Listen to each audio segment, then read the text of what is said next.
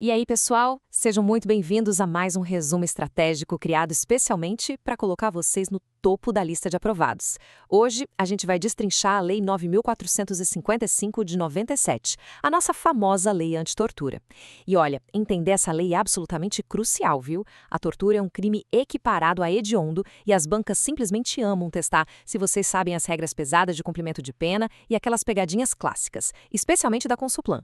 Então, vamos direto ao ponto com muitos macetes para transformar aquele juridiquês chato em acertos garantidos na prova. Aqui na tela, a gente tem o nosso verdadeiro mapa da mina de hoje. Vamos passar voando pelas regras gerais, detalhar tortura-castigo, focar naquela grande exceção que é a omissão, decifrar a matemática das penas e fechar com os efeitos da condenação. Tudo isso combinando em um resumão rápido no estilo revisão de véspera. Bom, começando logo de cara com a nossa primeira parada, as regras gerais e a tortura discriminatória. Olha só esse detalhe cirúrgico exigido pela lei. Para a banca considerar o caso como tortura discriminatória, a motivação tem que ser estritamente racial ou religiosa. É só lembrar do nosso macete visual, o mnemônico RR. A palavra tortura não tem dois R's? Pois é. A pegadinha clássica nas provas é tentar induzir a gente ao erro jogando lá nas alternativas discriminação por gênero, idade ou nacionalidade. Mas não caiam nessa. A regra é claríssima. Para essa lei específica, não tem RR, então não é tortura discriminatória. Ponto final. Beleza, vamos avançar para o nosso segundo tópico, a tortura-castigo e a tal da modalidade equiparada.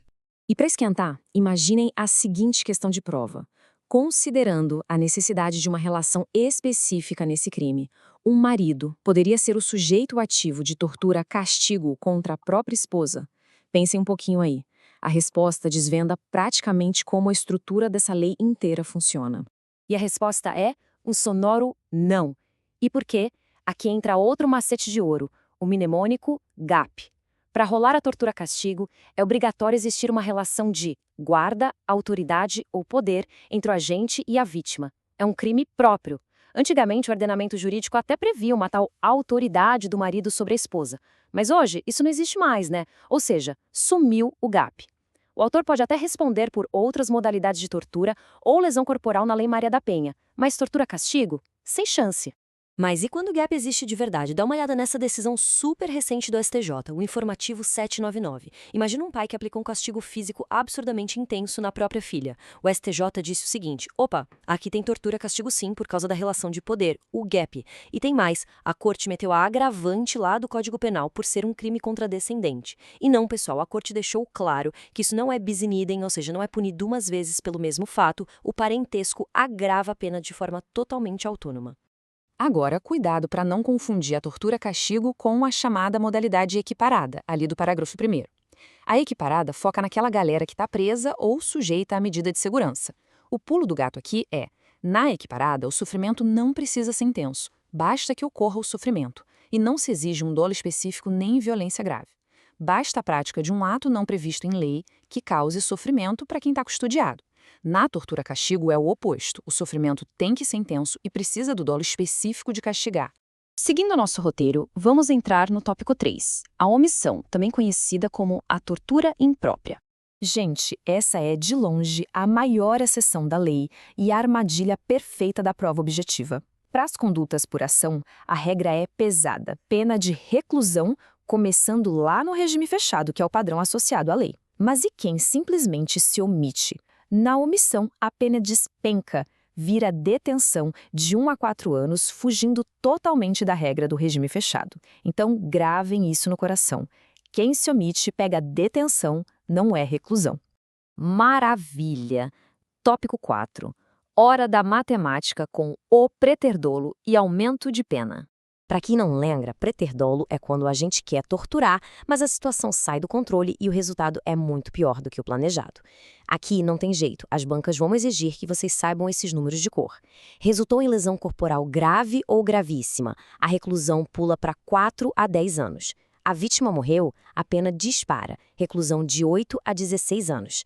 Tirem uma foto mental dessa tabela porque esses prazos chovem nas alternativas. E já que a gente está falando de frações, como decorar as causas de aumento de pena, as majorantes? Imaginem a seguinte cena. Alguém envolvido no crime usando um cesto de água. E depois bate o arrependimento e a pessoa pega um terço para rezar. Cesto, terço, um cestão terço. É bobo, eu sei, mas eu garanto que essa memória visual vai salvar vocês na hora do nervosismo da prova. Tá, mas quem são as vítimas ou quais são as circunstâncias que ativam essa majorante do cesto ao terço? Pega mais essa frase maluca para memorizar. A agente grávida sequestrou o maior de 60 deficiente no ACI, pronto. Isso cobre tudo. O crime cometido por agente público, contra gestante, mediante sequestro, contra idoso maior de 60 anos, pessoa com deficiência e o ACI, que são os adolescentes e crianças. Bateu o olho nessas palavras-chave na questão? É majorante na certa. Vamos entrando na reta final com o tópico 5, efeitos da condenação e jurisdição. Atenção redobrada aqui, pessoal. A perda do cargo público para quem é condenado por tortura é um efeito automático. O juiz nem precisa fundamentar isso na sentença. Condenou por tortura, perdeu o cargo. Fim de papo. E o tempo que o sujeito fica proibido de voltar, tal da interdição, é sempre o dobro do prazo da pena. Se a condenação for de 4 anos de prisão, o indivíduo fica 8 anos na geladeira, longe do serviço público. E olha que historinha de prova fantástica para ilustrar a competência, tirada direto do informativo 436 do STJ. Policiais militares estaduais prenderam um suspeito e o torturaram. O detalhe bizarro, eles fizeram isso dentro das dependências de uma delegacia da Polícia Federal. O STJ bateu o martelo. O crime de tortura é comum, mas a competência é pelo local do fato. Como ocorreu em prédio federal, a Justiça Federal puxou a bronca para julgar, mesmo os autores sendo militares do Estado. Fiquem muito espertos com isso. Mas e se a tortura acontecer fora do Brasil? A nossa lei não brinca em serviço e traz uma regra fortíssima de extraterritorialidade incondicionada. Funciona assim. Se a vítima for brasileira, não interessa onde no planeta o crime ocorreu. A Lei 9455 acompanha e protege esse cidadão com base no princípio da personalidade passiva. Não precisa de condição nenhuma, é de aplicação direta. Ufa! Chegamos ao nosso último tópico, o prometido resumo estratégico de véspera. Apertem os cintos porque essa é aquela tela para tirar print e colar na parede. Revisando em 30 segundos. Tortura discriminatória é só RR, racial ou religiosa. Tortura-castigo tem que ter o GAP, a relação de guarda, autoridade ou poder, e o sofrimento precisa ser intenso. Na equiparada com o preso, não exige intenção específica nem sofrimento intenso, a omissão leva a detenção e nunca a reclusão. E os efeitos? Perda do cargo automático e geladeira de interdição pelo dobro do tempo da pena. Com todas essas armadilhas mapeadas e os nossos mnemônicos bem fixados, os pontos já estão no bolso, não estão?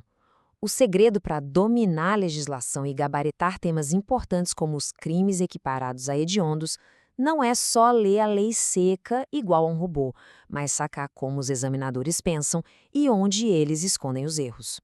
Continuem revisando essas palavras-chave, apliquem a lógica nas questões e a aprovação é mera questão de tempo. Excelentes estudos para todos nós e até a nossa próxima análise estratégica.